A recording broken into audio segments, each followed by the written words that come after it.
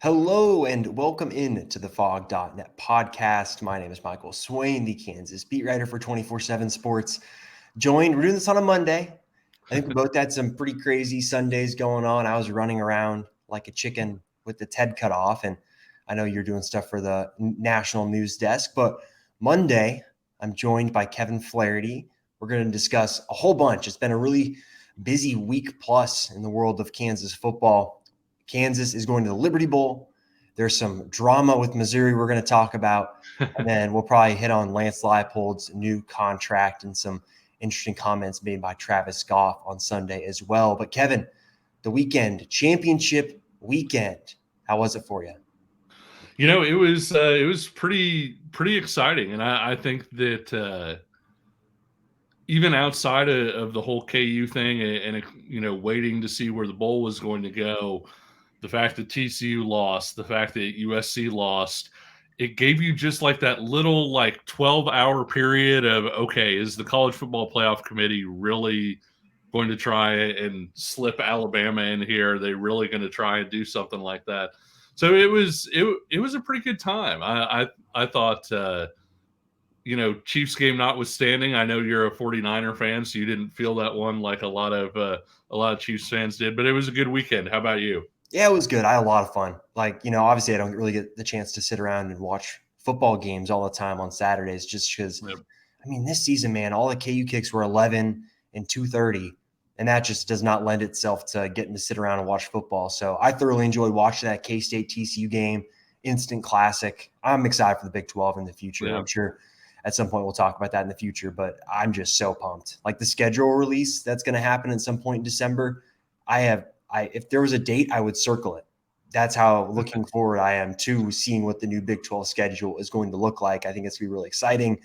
And then, watching Brock Purdy go crazy on a Sunday was super interesting too. But let's start here, Kevin. The Sure. Liberty Bowl.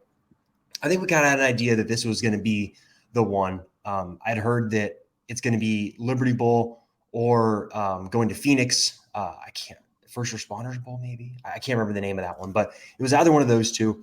Liberty Bowl for a long time has kind of shown interest in Kansas. This is something that Travis Goff talked about, but I think it showed out during the season as well, where I think Liberty Bowl people were at games multiple times. There was one point, I think maybe the Texas game, they handed out flyers to media around the press box for the Liberty Bowl. I think they showed a lot of interest in Kansas early, really made it a priority that, hey, if Kansas is available for our slot, we're going to take them and have this brand that's not been involved in a bowl game for over a decade and have it be kind of us as the one that hosts it. So, Liberty Memphis, right? It's not a Dallas Bowl. It's not Phoenix. It's going to be maybe a little cold. We'll have to see. But in terms of just the bowl game itself, what do you think? I think it's a good stage, 4:30 kickoff, ESPN. I think it's pretty good for Kansas, honestly. Yeah, and when you look at the opponent too, right? Mhm. I think that that's a big part of it is you want people to want to turn into your bowl slot. This Yeah. is a 3-4 hour commercial for your program, and you have a chance to do some fun things, to do things maybe a little bit differently, to run a little razzle dazzle, some fake plays, do some fun stuff, and to have an opponent like Arkansas too, that has there's a brand there. People know who Mm-hmm. Arkansas is, and so on and so forth. I've seen other Big 12 fans. I have a lot of different Big 12 fans in my mentions. Of course, I cover more from a Big 12 standpoint in general. And some of them didn't like their bowl matchups because of the opponent. I don't think that's an issue with Kansas. And I think that was something that was important from this bowl cycle. I think if you came out of this playing, a 6-6 MAC team, let's say, and nothing against the MAC, but if you came out of this playing, a 6-6 MAC team, Kansas fans weren't going to be as fired up about No. that. And other people, outside people, the people you want watching your bowl game, weren't going to be excited about that. But now, with the time slot, with it being a post Christmas bowl, excuse me, and it being Arkansas, I think that this is about as good as Kansas could have hoped for. What do you think? I agree. I think in terms of eyeballs, obviously it's not Yeah. the Missouri game in terms of rivalry, but you throw an SEC logo up there, people are going to tune in. And I think from a big picture sense, I think this matchup is really fascinating.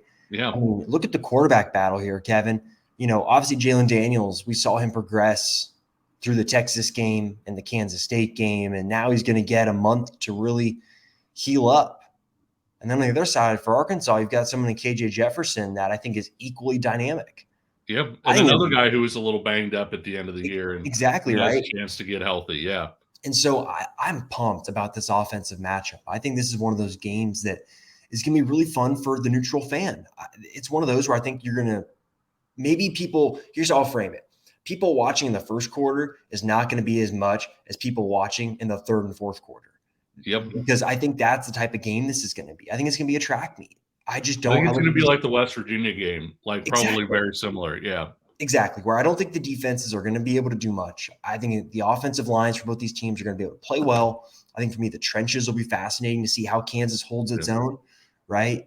Sam Pittman, former offensive line coach, has done a really good job of recruiting offensive linemen to Arkansas. How much of a test is that for Kansas veteran defensive tackles unit? And I just think overall, it's going to be an exciting game. And that's all you can ask for in these bowl contests. Yep. And this is a part of the reason why I kind of stumped for, hey, let's get a fun matchup that maybe you're not going to see again. Arkansas, Kansas haven't played since 1906. Like, that's pretty cool. And I've already seen Arkansas fans pissed off because they lost 2 times to Kansas in the early 1900s. I was going through the Arkansas 24/7 sports message board yesterday, just kind of casually seeing what their reaction was to the game. And I thought that was pretty funny. So I think overall, it's a great matchup. It's going to be a fun game. And again, that's all you can ask for with these bowl contests. Get people watching the game. Like you said, it's commercial. And for Kansas, it's great. They've had 2 really big commercials this year. You had game day in October, and now in December, you're going to get a pretty high profile bowl game. Yeah, and that helps with the recruiting. It helps with just people looking at you and evaluating you a different way.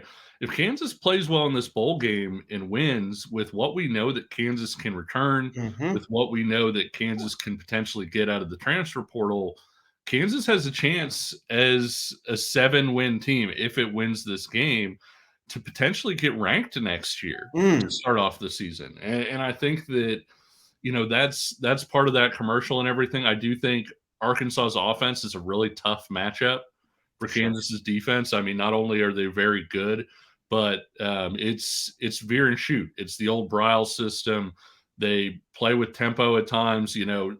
Oklahoma got about 75 plays a game. I think Arkansas gets 72, 73 right about. So, I mean, similar in tempo and similar system to what we saw against Oklahoma. Obviously, Kansas really struggled defensively in that matchup. But at the same time, that was also a matchup that you came out of it, and Kansas's offense played really well.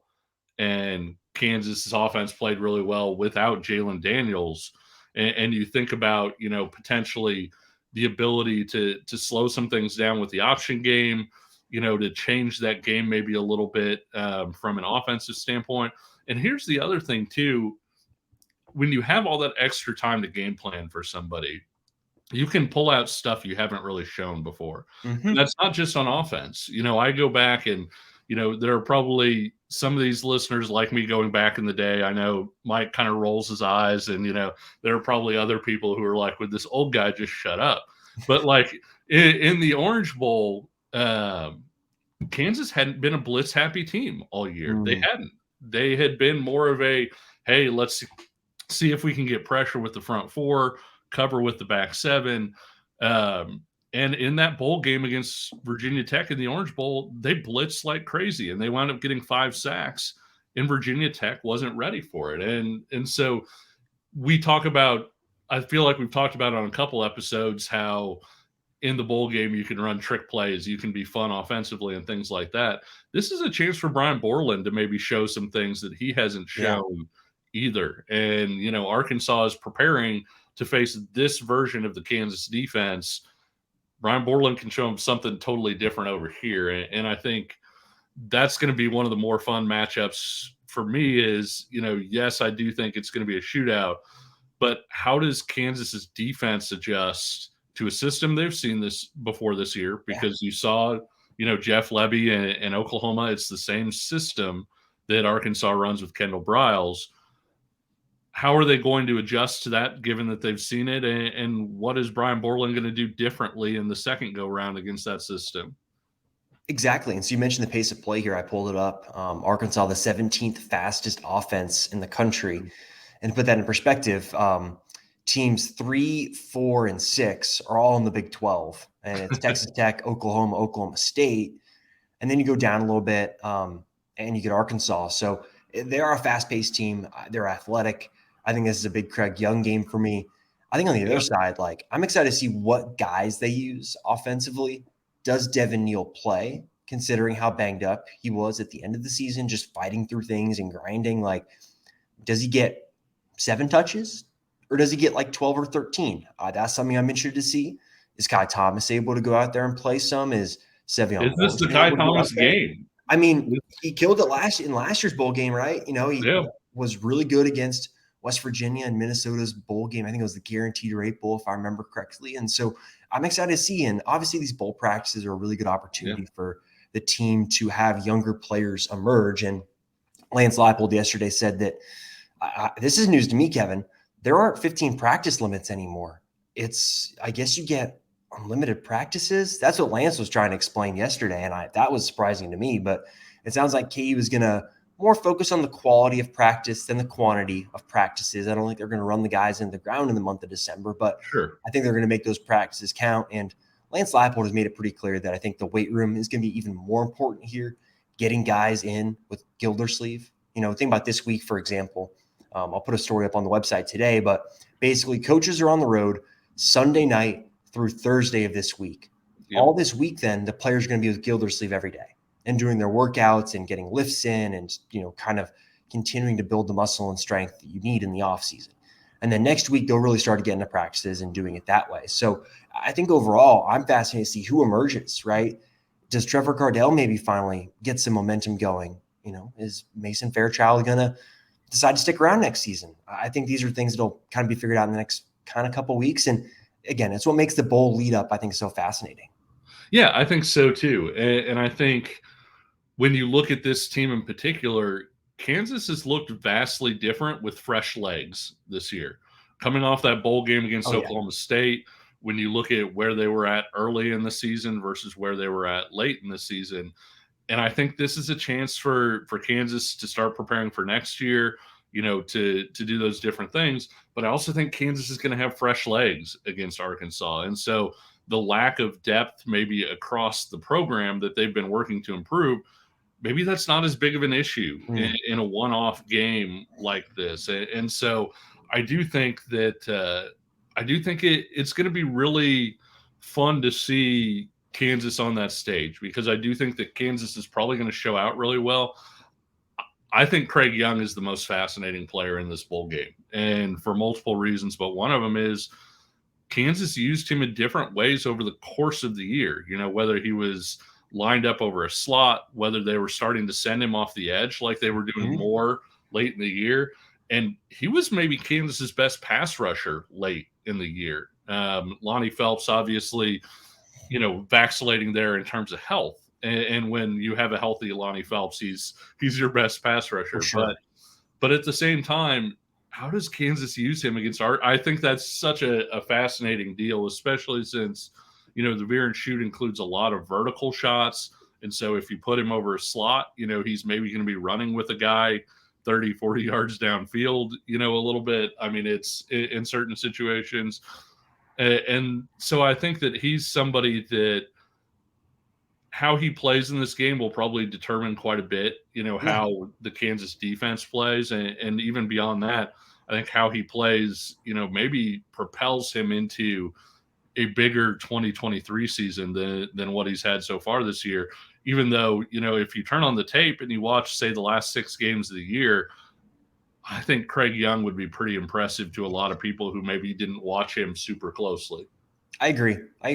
We'll do postseason awards maybe next week where we can really dive into some more of the individual seasons and things that were had. But let's move on. Let's get to some fun stuff. obviously there's a report on Friday from Brett McMurphy of the Action Network and Stadium that Missouri dodged a potential bowl game with Kansas. I pulled up the report here for our YouTube audience, basically saying that, hey, schools can give their preference, and whether it be bowl games yes or bowl games no, and opponents yes or opponents no. And he reported that Missouri said no to potentially playing Kansas in any bowl, but this opportunity was most likely going to come in the Liberty Bowl. Kevin, what did you think when you saw this? Because I was laughing my butt off. Yeah, and I think some background a little bit. Teams talk to bowl games, and they talk to their conferences, and when they do that, they express their preferences, and they say to the SEC or whoever, hey, if at all possible, we don't want to play this opponent for whatever reason. That's not super common, but we'd like to play a major school. We'd like to be in this kind of bowl game. We would like to go to this bowl game. This would be our first choice. And then the bowls make their selections. Yep. And when people see, like in a bowl projection and stuff, they see, Big 12 number 3, Big 12 number 4, Big 12 number 5. That doesn't necessarily mean in the Big 12 standings. That means the bowl gets its third Big 12 choice after the first two bowls have chosen. And so teams can get leapt in that, depending on if they want to go to that bowl or not. They can get leapt.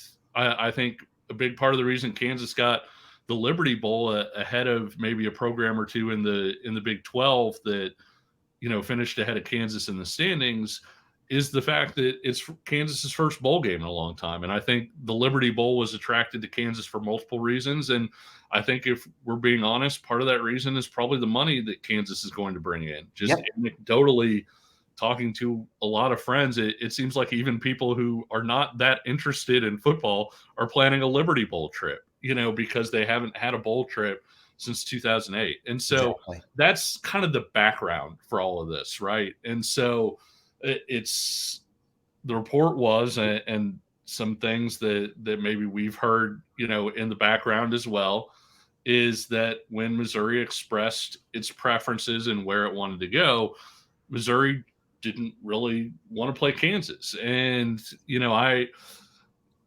I know this is going to probably be unpopular to say because this is a Kansas podcast, but I don't blame them. I don't know what Missouri has to gain from playing Kansas, honestly, because Missouri was able to generate some momentum late in the year. They really had the tough start to the year. I think they started 2-4. Were able to get to a bowl game with a 4-2 close. Michael, how much of that momentum is undone if Missouri goes to a bowl game and loses to Kansas? All of it. All of it. You can take it and throw it in the trash. Well, Kevin, I'll tell you this. It's already all undone. It does not matter now. The fact that this got out is incredible. It should have been treated like Fort Knox, state secrets, thumbprint to get access. Like, obviously, I think this stuff leaks from the other side, not Missouri side, right? You think about the guy reporting it, Brett McMurphy, the guy who you go to, who breaks all the bowl games on Sunday, right? Yeah. The guy that has it all before anyone else. Yeah, that guy probably knows the right people to get this type of information. And so it's accurate. But now the fact that it's out, it automatically undoes so much of that, because I saw even Missouri fans were like, well, what are we doing here? You can't be ducking teams if you're Missouri at this point in time. And obviously, I think the game probably would do more for Kansas than it would for Missouri, right? If Kansas loses to Missouri, all right, hey, you went 6-7 and it is what it is. But if Kansas wins that game, oh my gosh, to beat a team that is in year 3 under Drinkwitz and has talked a lot of game. And obviously, I think the best part for me personally is some of the quotes from Drinkwitz where he said, oh yeah, we'll play anyone anywhere. And then he tweets out later, oh yeah, we'll play anyone here, looking at the stadium. And then the Missouri tweet itself, it's like, yeah, of course Missouri's going to deny this. Sure. Yeah, what else are they going to do? Like, just let it sit out there? No, they have to deny it. This is how public relations works. It doesn't mean that it's true. People deny reports all the time that are true. It's just everything about this just compounded itself. And Kevin, I made it pretty clear I was against them playing Missouri in a bowl game. Sure. Once this happened, I was all the way in. I wanted it to happen just for the memes. Yeah. It's great. It's so funny. And so everything about this was just incredible. It made my Friday. Well, that quote at the bottom, though, I mean, the industry source, a 6-6 team dictating who they don't want to play in a bowl. What a world. What a world. I mean, and that's the thing is, like you said, Missouri went into denial mode. I kind of joked with Josh Briscoe, one of Kansas City's radio personalities. I joked around with him that the right play for Missouri would have been to say, well, no, we want to play a big time opponent and then, somebody who can actually challenge us, and then go out and schedule like San Jose State or, something like that would have been like the better troll back, I feel like. But, Elijah Drinkwitz has been that trolling type personality throughout his time at Missouri. And, it's kind of funny that he got caught on sort of the other end of some of this stuff. And like you said, I do think there's some value to a unique bowl matchup, a team that you're not used to playing, and all of those different things. And, it's probably going to make for a more enjoyable bowl trip as opposed to, if you're playing Missouri, I get the feeling people be on pins and needles for the next, 25 days or whatever. But, and they'd be watching the game, biting their knuckles and things like that. But I do think it's one of those things that it's unfortunate for Missouri and hilarious for Kansas that it got out. And obviously, whether you believe the report, whether you think it's not true, like I said, we've maybe heard some things that, in fact, Missouri did not want to play Kansas. Whether you believe it or not, it's not a great look for Missouri that, hey, we want to dodge on this thing. And so, I expect this to only be a talking point for the next like 3 years or so until they actually meet on the field, where KU fans on message boards are going to be able to say, hey, you know what? Like, we didn't have a problem playing you guys. We could have set this thing up and you guys dodged. So it's a funny deal. It is. It's just great overall. All right, let's get to the contract. Obviously, Leipold has signed a new contract. I think we knew about it. I think when we recorded the show last week. Yeah, it was after the Kansas State game, so it had been announced.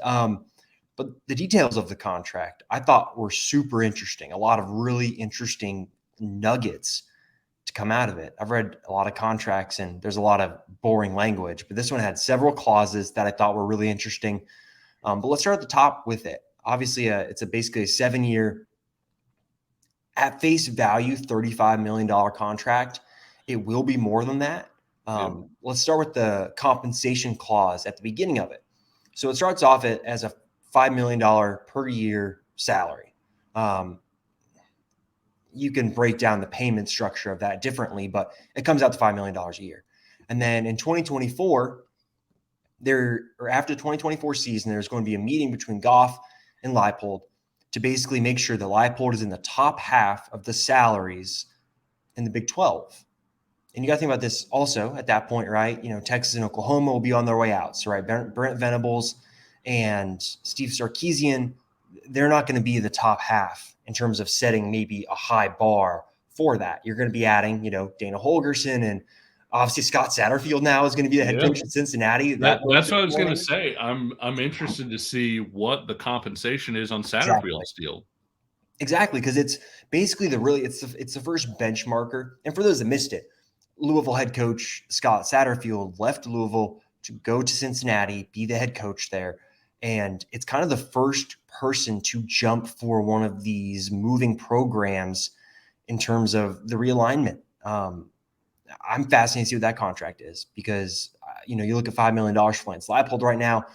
That puts him pretty well in terms of the Big 12 structure right now. I need to look again. I think it's behind Gundy, obviously the Texas, Oklahoma. I think behind Sonny Dykes, TCU. We don't know what Aranda's salary is because they're private. Yeah. I think it might be just short of halfway. Again, I need to look. It's so hard with these things too, with all the contract raises that happen. But Oh, sure. basically, Leipold's contract, 7 years, $5 million a year. What do you think about the actual pay at face value and what they're going to pay him, and the fact that they're going to commit to making sure that Leipold will be in the top half of the Big 12 whenever the new Big 12 happens?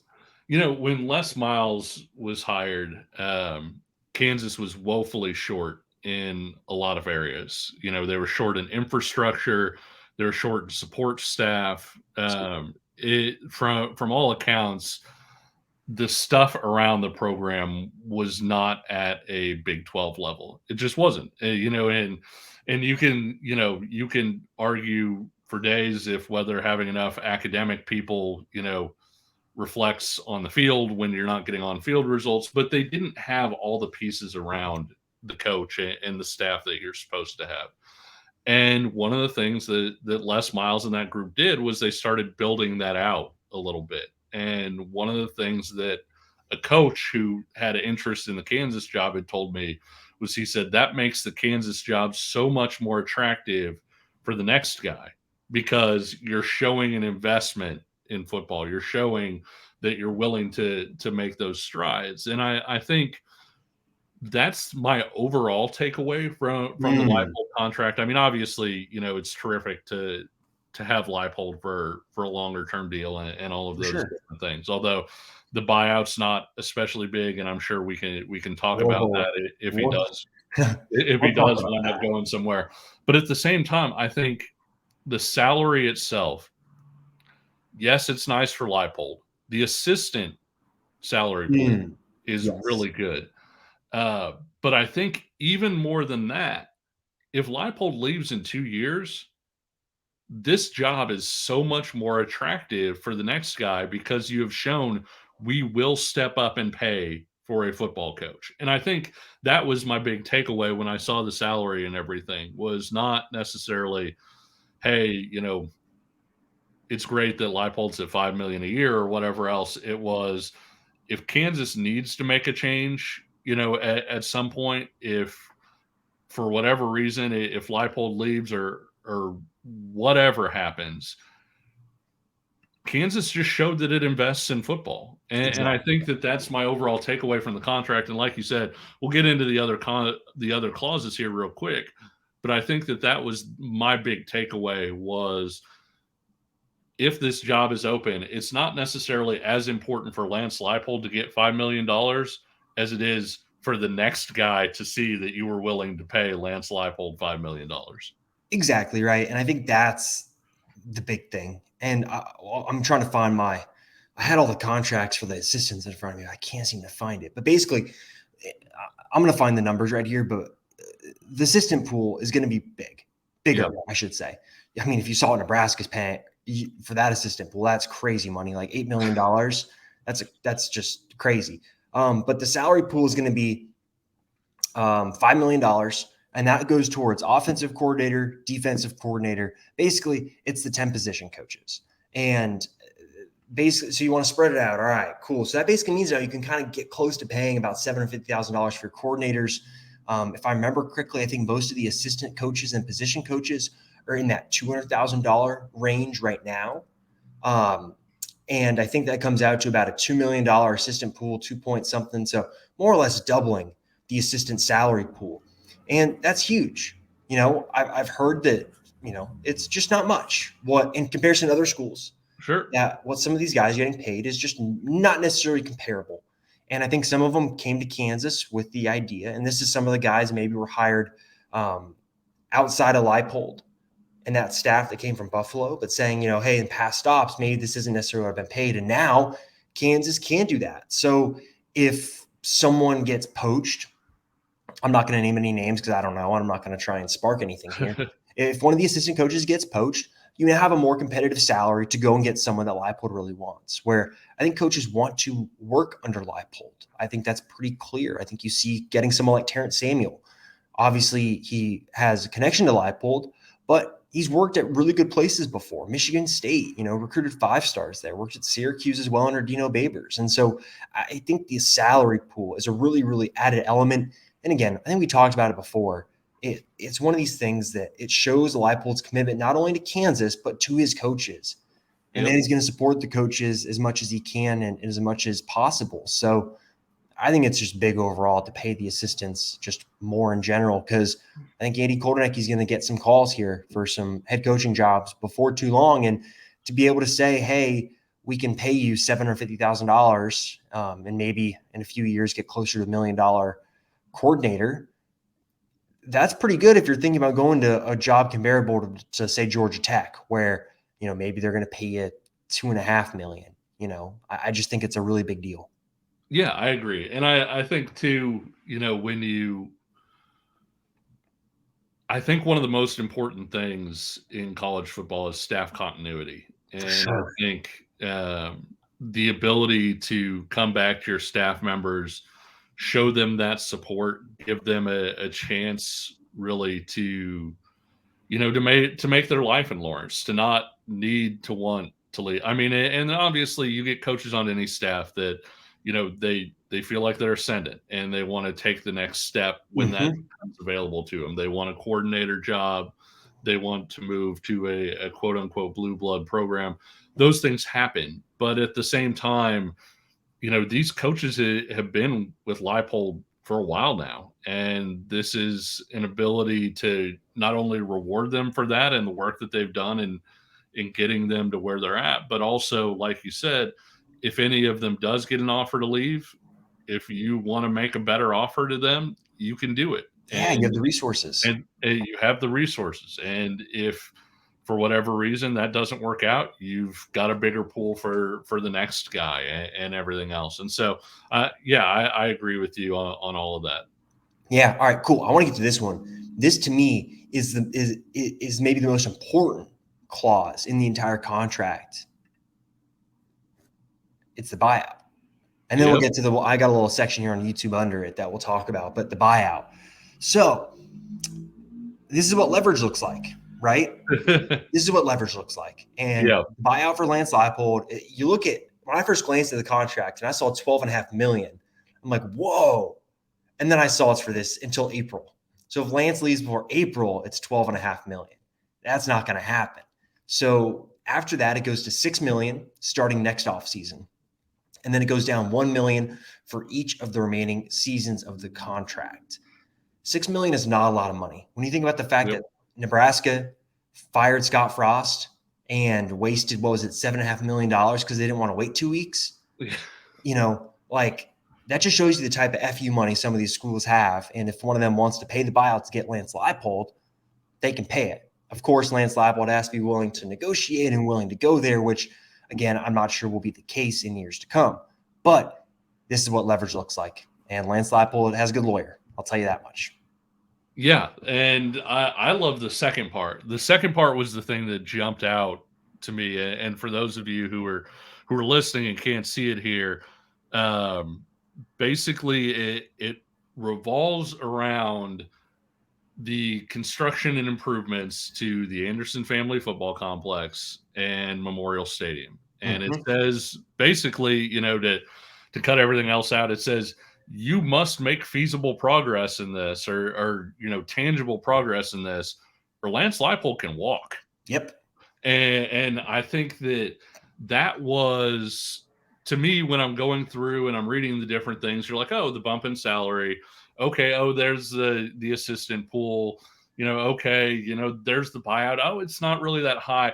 The stadium stuff was what jumped out to me. I think, where you're putting it on paper, like, look, get this stuff done. It's in the contract that, hey, you have to get this stuff done. You have to make progress, or Lance Leipold can walk away. And I feel like, even when David Beatty was here, and I'm sure it was even before David Beatty, they were looking at plans for Memorial Stadium. Oh, yeah.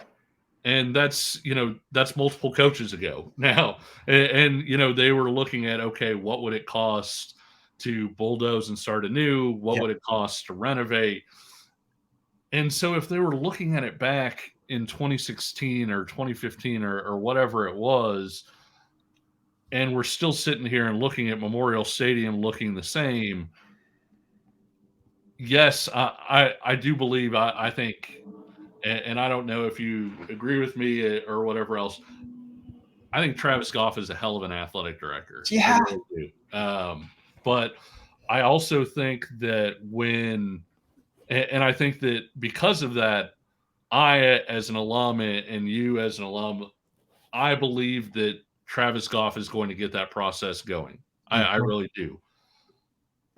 I think Lance Leipold likely believes that Travis Goff is going to get that going and is going to do it.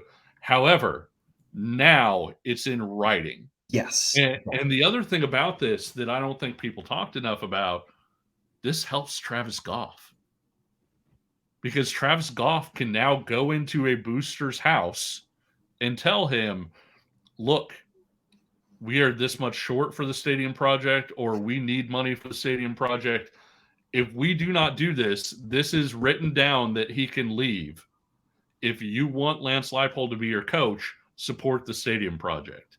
And so I think that it was a smart and savvy move by Leipold and Leipold's lawyer.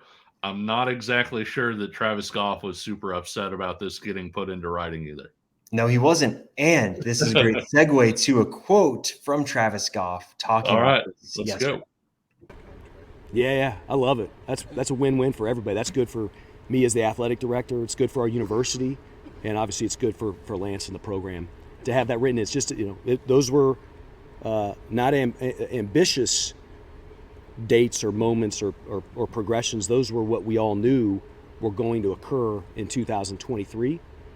If you know that, you believe it, you've got the right alignment, put it in the contract.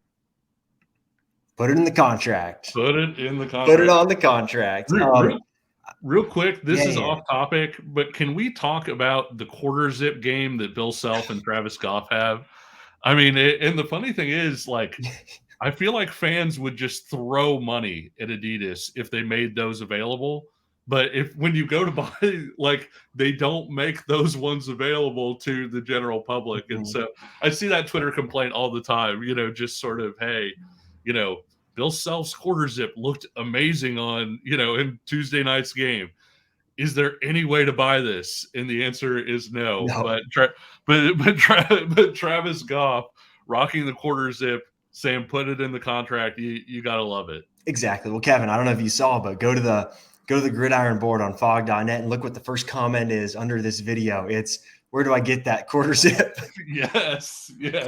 I hadn't seen it, but I love it. And I do, Adidas, if you're watching this, easy money-making idea. You're already making the quarter zips.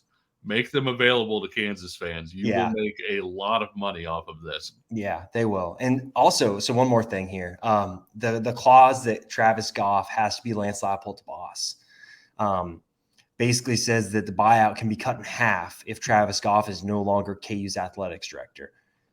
Lance Leipold talks a lot about alignment in the program, and Travis Goff talks a lot about it too. I mean, he just talked about it in the clip we just showed. You hear a lot about different schools, the athletic director and the head coach maybe not seeing eye to eye, and it being a reason for a head coach leaving or an athletic director leaving. That's not the case at Kansas right now. And I think that's a huge positive for this athletic department, for the program, that the head coach and the head coach's boss, for lack of a better term, see eye to eye on a lot of this stuff. I think that's huge. And don't forget, Lance Leipold's going to have some input on the stadium rebuild and on the facility rebuild. They're going to add square footage to the Anderson family football complex. These are all things that are negotiating chips, pieces to the puzzle of what's going to keep Lance Leipold in Lawrence. If he can have his thumbprint on the stadium, on the new facility, get the things he wants to make sure the facility is there for the players and the staff to work effectively. These are all things that contribute to having a successful program. KU just had a bunch of visitors on campus over the weekend, and right now you go walk out and do a little stadium tour, right? You walk on the field, you go to the 50-yard line, you look around. It's not a wow moment, right? You have the wow view of the hill and campus, but the stadium itself isn't wow yet. And I think that that's kind of the next step, I think, for this program, is getting to the point where, man, you go to Iowa State, you see that facility, it's, oh, damn, Lance Leipold talked about it. How last year, the trip to Iowa State, he saw how big the facility was. He realized the type of commitment that Kansas needs to just match Iowa State, let alone what some of these other Big 12 schools are doing now. And so overall, I think it's great that Kansas has it in writing. Like you said, it's great leverage for Travis Goff. It's great use of leverage from Lance Leipold and his agent and his lawyers. And so I think overall, this is one of those contracts that I think shows who is in control, Lance Leipold. But I think it also shows that Travis Goff is on the same page. They all want to accomplish the same things. And I think that's huge, and a huge change from, I think, maybe years past and athletic departments past where maybe things weren't as aligned.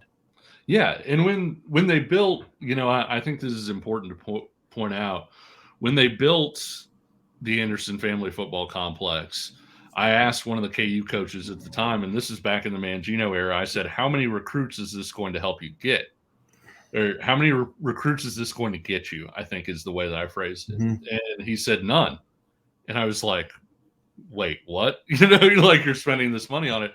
And he goes, what it does is it makes it to where recruits don't eliminate us. Yes, exactly. It keeps the door open. And I think that, the Anderson Family Football Complex still pretty nice, but at the same time, there are some things you can do there. Locker room's beautiful. Yeah, for sure. There are some benefits there. It's not as big of an issue as Memorial Stadium, but KU at that time, they were recruiting a kid who was considering, I think, Kansas and Texas A&M. And I'm not saying Kansas is going to compete with Texas A&M in facilities, but they just needed to have a facility to where the kid could come and not be like, whoa, like this is so much of a drop. I can't do this. Mm-hmm. And I'm not saying Lance Leipold's going to, battle Alabama for recruits or anything like that, but you are going to battle Kansas State, and you are going to battle Iowa State, and you are going to fight Nebraska, probably with Matt Rule coming in, and you're going to fight Missouri. Dion. Yeah. And so when you look at all of these different things, like I said, it's not that having a new stadium, a kid's going to walk in, see the stadium and be like, where's the NLI? Let me sign on the dotted line right now. But if you do get that brand new sparkling stadium where they walk in and they say, oh, like they're not eliminating you out of hand, it doesn't cut you off for a kid that you could potentially get. No, I totally agree. And so I think it's, I think I've said this a few times now, big month for the program, right? Yep. Getting Lance Leipold locked down, having these bowl practices, having the bowl game. Obviously the transfer portal opens. My phone I've got it here next to me in my pocket. It's not been buzzing like crazy. So I think that's a pretty good sign that nothing crazy has happened here as we finish up at 9:35 a.m. But Kevin, do you have any more thoughts on the topics we covered? I think I've exhausted all my thoughts and I'm ready to get writing for the day. One more just sort of funny note to end on. Let's do it. Because we were talking Travis Goff and because we were talking Missouri. Did you see Travis Goff's tweet responding to the Lawrence Police Department about Missouri? No. What'd he say?